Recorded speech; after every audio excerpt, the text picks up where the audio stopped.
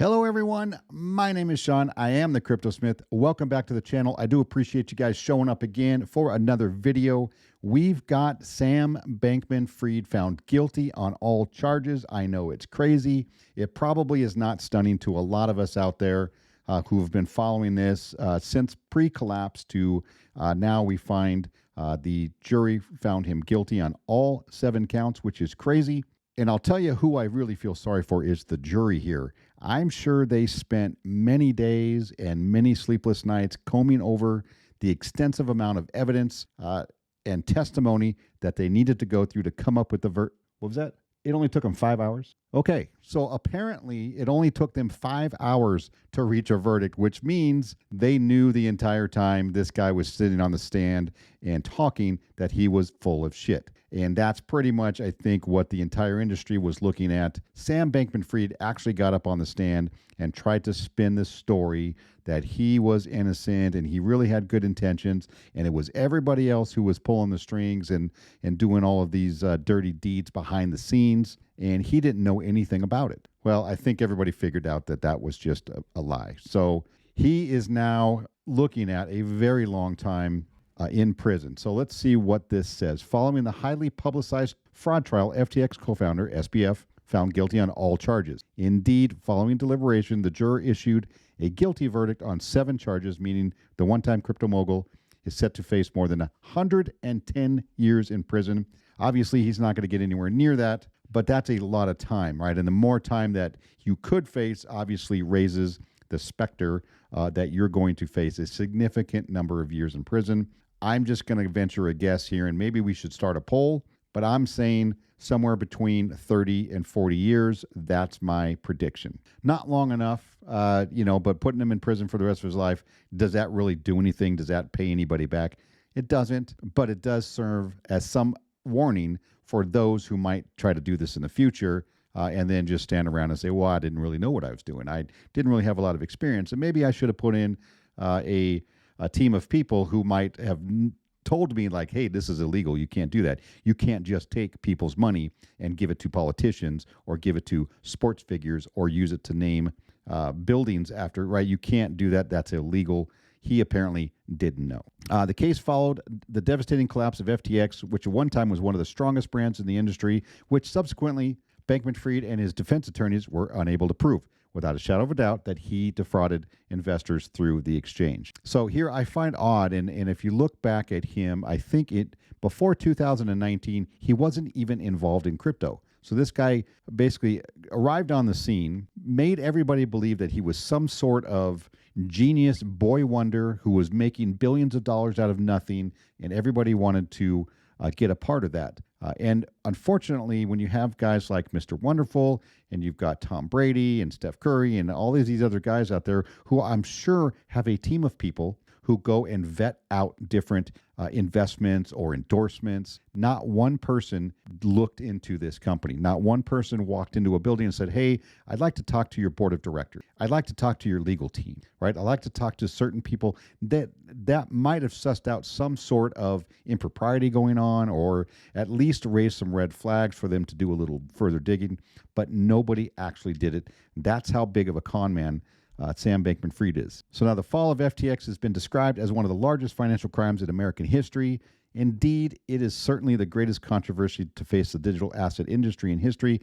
Now, I am happy to know that the prosecuting attorney was out there saying this is not a crypto problem, right? This wasn't something that just happens in crypto, right? Some new guy comes along, he invents a token out of nowhere, gives it a little bit of liquidity, and then pumps it out through the market. Everybody buys it. Everybody's on board, makes billions of dollars, right? And this, of course, was during a bull run. And there's a saying in the crypto industry that everybody's a genius in the bull run, right? But when the music stops, that's when people are exposed, and you get to know who the real companies are and who the real ones are not. Those usually fade away. The real ones will stick around for the next bull run. But the attorney was stating that this is not a crypto problem. This is a fraud and theft issue. Now, here's the attorney actually stating that himself. Sam Bankman-Fried perpetrated one of the biggest financial frauds in American history, a multi-billion-dollar scheme designed to make him the king of crypto.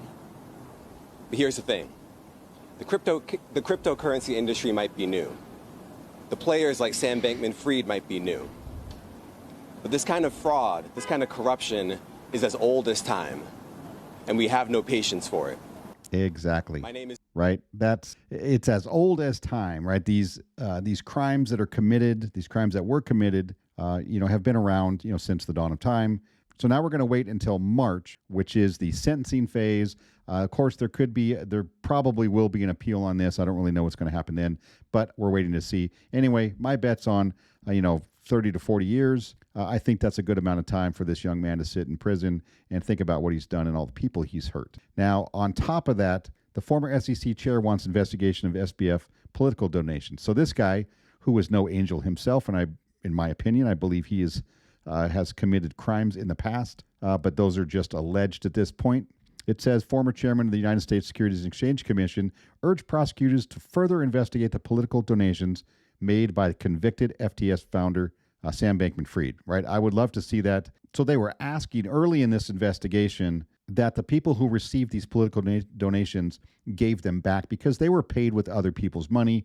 And a lot of them said no. A lot of them said, nah, not going to do it, right? Which is not surprising because, I think American politics is one of the most corrupt political systems out there. Following the conviction of former FTX CEO Sam Bankman-Fried, questions have emerged about whether prosecutors should follow up on his political campaign financing efforts. Recall that at the peak of his glory, SBF had donated up to $100 million to electoral candidates and even nursed the idea of becoming America's president one day. Crazy. And I'll remind you that these were political donations mainly on the Democrat side, but were on both sides, just to be fair. Now let's switch over to something new that's happened recently, and that is Safemoon executives arrested by the Department of Justice in fraud investigation charged by the SEC. Right? And Safemoon has been a very big company and it's been around for several years. So they've really established themselves out there.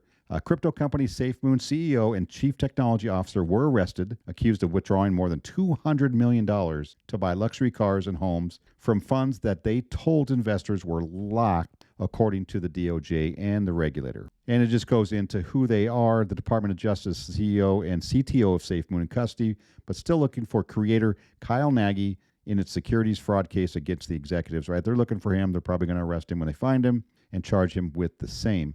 The U.S. Department of Justice has arrested and charged Safemoon's executives with perpetrating a massive fraud against investors in a case also targeted Wednesday by the SEC's Securities and Exchange Commission. So now here we have the SEC going after another cryptocurrency company. They're alleging fraud. I'm assuming they've got some pretty good evidence. And remember, these type of investigations, at that level of government, at the SEC level and the Department of Justice level, these are not quick investigations.